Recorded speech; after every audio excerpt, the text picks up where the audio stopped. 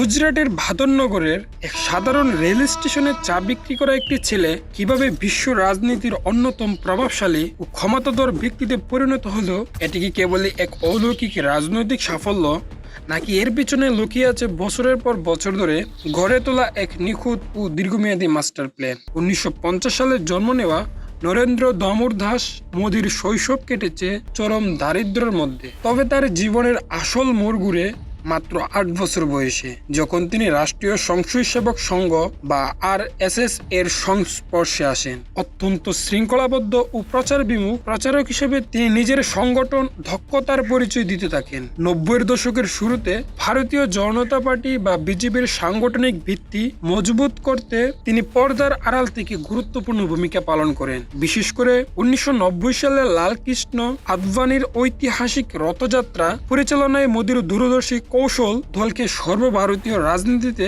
এক নতুন মাত্রা এনে দিয়েছিল। এভাবেই তিনি রাজনীতির মূলধারায় নিজের শক্ত অবস্থান তৈরি করেন। 2001 সালে গুজরাটের মুখ্যমন্ত্রী হিসেবে দায়িত্ব পাওয়ার পর থেকেই মোদির রাজনৈতিক জীবন এক নতুন মোড় নেয়।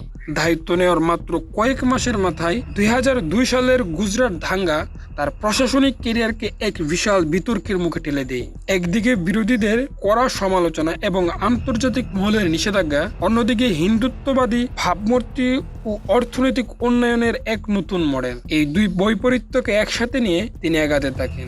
গুজরাট মডেল বাস্তবায়নের মাধ্যমে অঞ্চলটিকে শিল্প ও অবকাঠামোগত দিক থেকে এক অনন্য উচ্চতায় নিয়ে যান তিনি। বিতর্ককে পিছনে ফেলে নিজেকে এক শক্তিশালী ও সিদ্ধান্ত গ্রহণকারী নেতা হিসেবে প্রতিষ্ঠিত করেন মোদি। এরপর 2014 সালে সাধারণ নির্বাচনে বিজেপি তাকে প্রধানমন্ত্রী পদপ্রার্থী হিসেবে তুলে ধরে। ডিজিটাল মার্কেটিং, সুসংগঠিত প্রচার কৌশল এবং অর্থনৈতিক পরিবর্তনের প্রতিশ্রুতি কাজে লাগিয়ে তিনি কংগ্রেসের বহু বছরের আধিপত্য চুরমার করে দেন। একক সংখ্যাগরিষ্ঠতা নিয়ে ভারতের 14তম প্রধানমন্ত্রী হিসেবে শপথ নেন নরেন্দ্র মোদী, যা আধুনিক ভারতের রাজনৈতিক ইতিহাসকে চিরতরে বদলে দেয়। 2014 থেকে বর্তমান সময় পর্যন্ত টানা 3 মেয়াদে মোদীর শাসনকাল ভারতকে বিশ্ব মঞ্চে এক নতুন ভূ রাজনৈতিক শক্তিতে রূপান্তর করেছে। নোট বাতিল, 370 দ্বারা অনুচ্ছেদ বাতিল কিংবা রাম মন্দির নির্মাণ, তার প্রতিটি সিদ্ধান্ত যেমন সমর্থকদের কাছে ছিল যুগান্তকারী, তেমনি সমালোচকদের মধ্যে তা দেশের সামাজিক মেরুকরণকে আরো গভীর করেছে।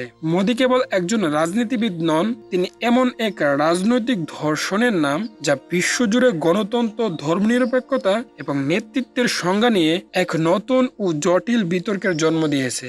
নরেন্দ্র মোদীর এই দীর্ঘ ও বিতর্কিত রাজনৈতিক সফরকে আপনি কিভাবে দেখেন? উন্নয়ন নাকি মেরুকরণ? কোনটি তার মূল পরিচয়? আপনার মূল্যবান মতামত কমেন্টে লিখে জানান। এমন সব ইনফরমেটিভ ও বিশ্লেষণধর্মী ভিডিও পেতে পেজটি ফলো ও চ্যানেলটি সাবস্ক্রাইব করে রাখুন। আজ তবে এ পর্যন্তই। ইতিহাসের আরো অনেক অজানা ঘটনা এবং রহস্যময় গল্প নিয়ে ফিরছি খুব শীঘ্রই। আজ এ পর্যন্তই। আমি সোহাগ আহমেদ। দেখা হবে পরবর্তী ভিডিওতে নতুন কোনো রহস্য নিয়ে।